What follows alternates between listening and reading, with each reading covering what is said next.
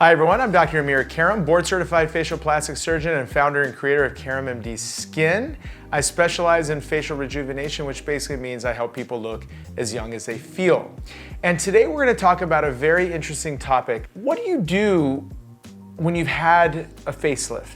What's the upkeep? What's the need for a touch-up? What's the need for the next thing? Some of this conversation has come up during an interview. Sharon has cursed off cosmetic surgery forever. Lies! I thought you had like a 2 or 3 year tune-up. It's like a car. Every 5,000 miles, mom goes in for a tune-up. That's right. Everybody needs it. Okay. Does everybody need it? Yeah. No. Yes. Really? Look, I do not want one of those necks in which you can flick. That will never happen. What is the story here? Is this something that we absolutely, are destined to be kind of like in and out of plastic surgery offices, med spas, derm offices, etc.? Or is there a different way? Is there a different approach? What is the optimal? What is the ideal? All right, so I'm gonna kind of like lay it out for you guys. This is what I think. I'm gonna take you from the beginning of the aging process all the way to your first lift, potentially down the road, and we'll kind of like over time discuss this thing. Let's take a 20-something-year-old. We're gonna go by decade. So a 20-something-year-old really have nothing to worry about. Really, at this point, it should just be sun protection. And when I say 20, I'm talking 20 to 30. Sun protection and start using some active skincare. And I mean that. And why? You might say, well, what do you need active skincare in your 20s? Well, collagen peaks around mid-20s. It starts to demise after that.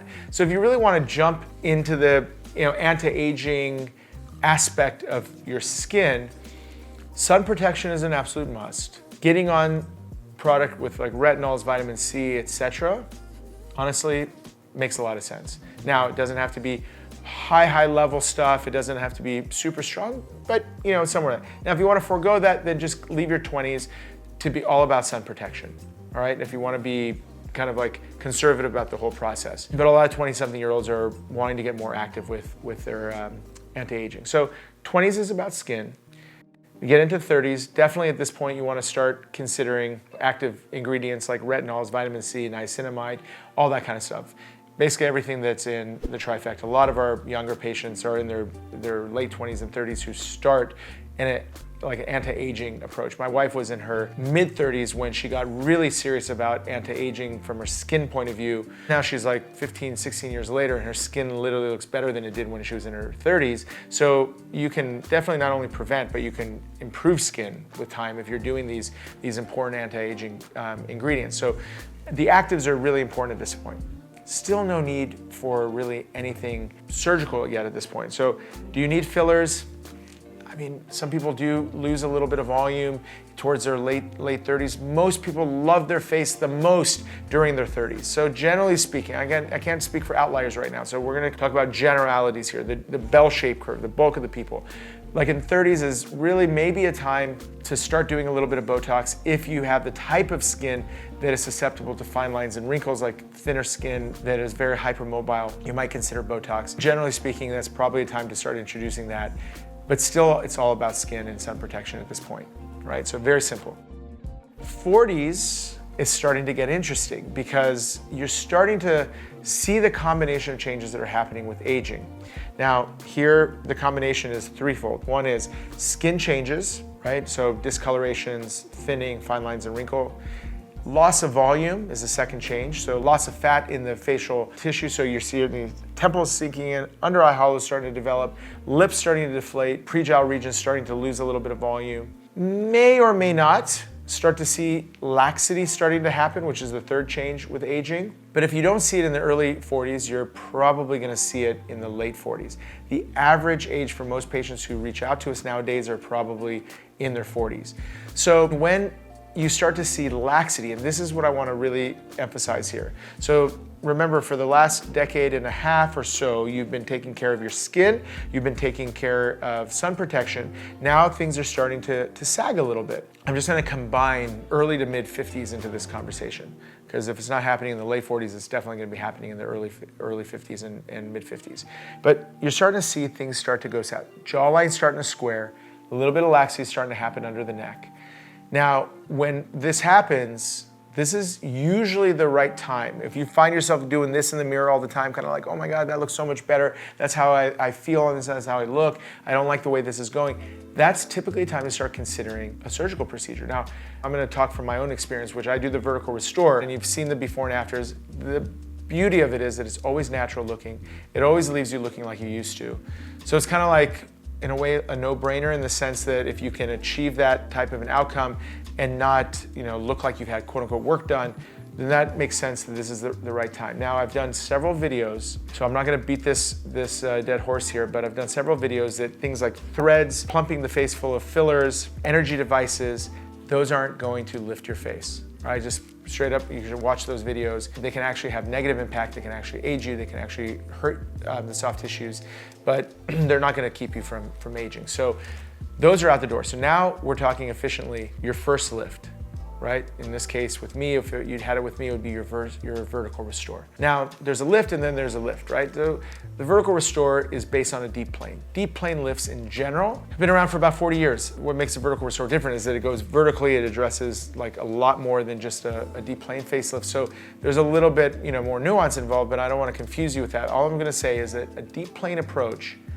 generally speaking, lasts the longest of any type of lift. So as we're talking about this stuff, you gotta keep in mind if you do a proper lift, and deep planes are generally considered the more technical surgery and done by fewer surgeons in general, something that people travel for overall. If you're doing a deep plane, now you're putting yourself in a position where it could be 15 years before you need another one. We're making generalizations, but I'm gonna generalize on the best type of lift you could do, which is a deep plane, which is the vertical restore is foundation is a deep plane. That takes care of the sagging aspect. That's the squaring, having laxity, the turkey neck, all that stuff. There's volume loss happening at the same time. Volume loss in my practice is addressed with fat transfer. Certainly, a lot of practices don't do fat transfer. If you don't do fat transfer, you're gonna be stuck with doing fillers, but you should be doing fillers in a very discreet way, a little bit in the temple, perhaps a little bit under the eyes, a little bit down here. You're not plumping your cheeks full of filler. That's not how you're gonna treat this issue. You're gonna get a lift, you're gonna add a little bit of volume to those areas, and then you're gonna go back to living life like you did when you were in your 30s. That's what I expect from my patients afterwards. When I do a vertical restore and a fat transfer, they're not getting any more fillers, unless they have like an aptitude or an appetite for a certain type of augmentation, which generally speaking, most of my patients don't. They just want to keep it natural and keep it like they looked when they were younger. They don't want augmentation per se. When you're in your 30s, we just talked about, you're basically taking care of your skin. You're doing some Botox, you're taking care of the sun protection, you're putting on your trifecta, and you're forgetting everything else. That's what happens when you get a procedure like this done at that time. So now you get it done in your late 40s, early 50s. Now you're cruising. You're living like a 30-something-year-old. You're not conscious of your face constantly, etc. Does it last forever? No, it doesn't last forever. The aging is going to be slowed down significantly, meaning that because you had it done, the impact of that procedure will literally last you your whole life. So every decade for the rest of your life, you're going to be aging much more slowly than somebody who didn't have the procedure done.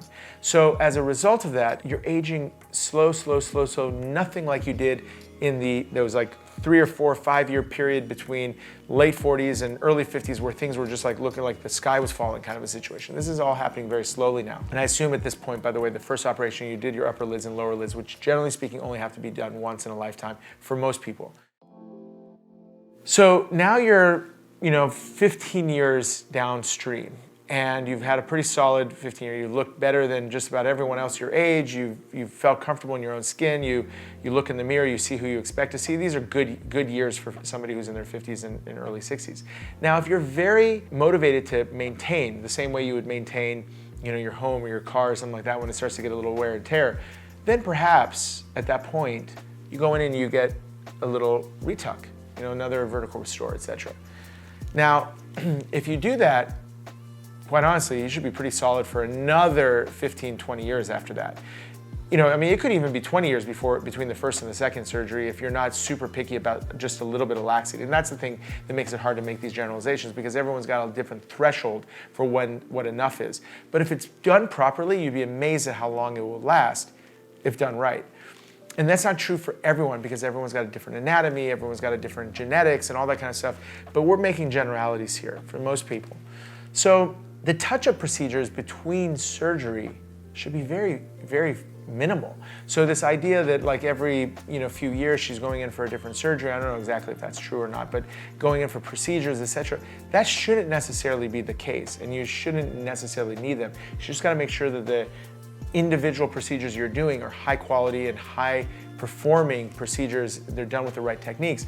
And that's why sometimes it's absolutely worth it not to go in and just have like any facelift done, a mini lift, a typical SMAS facelift, etc., where like 3 to 4 or 5 years later, you're kind of back to square one. You're looking at yourself and saying, oh God, I look, like I'm wilting again. I need to get this sorted out. That's very inefficient.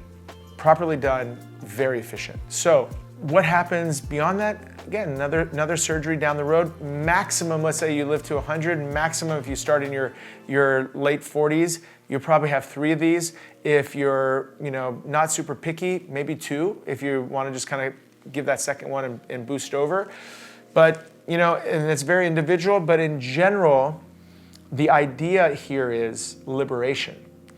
I really think this is the case. You want to liberate yourself from the need to constantly be going in and dealing with me or people in my profession and med spas and things like that. You want to liberate yourself. You want to live without needing to constantly tweak and mess with. And that's what happens when you do it effectively and efficiently over time. You get to live during these periods of interval basically free of mind. You just, again, focus on your skin, do a little bit of Botox. And when I say focus on your skin, I'm just talking like basic skincare, trifecta, etc., that type of a notion, and sun protection, and then just enjoying life and not having to do with it.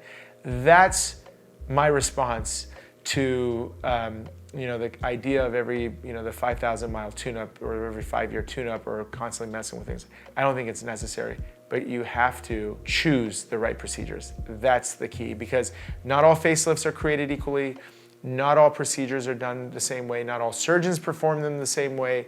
Not all outcomes look super natural and beautiful and all that kind of stuff. So all of this has to be taken with consideration, that if this outline that I've discussed with you is something that you're interested in, then you need to be mindful that you need to seek it for yourself and do it the right way and not just any way.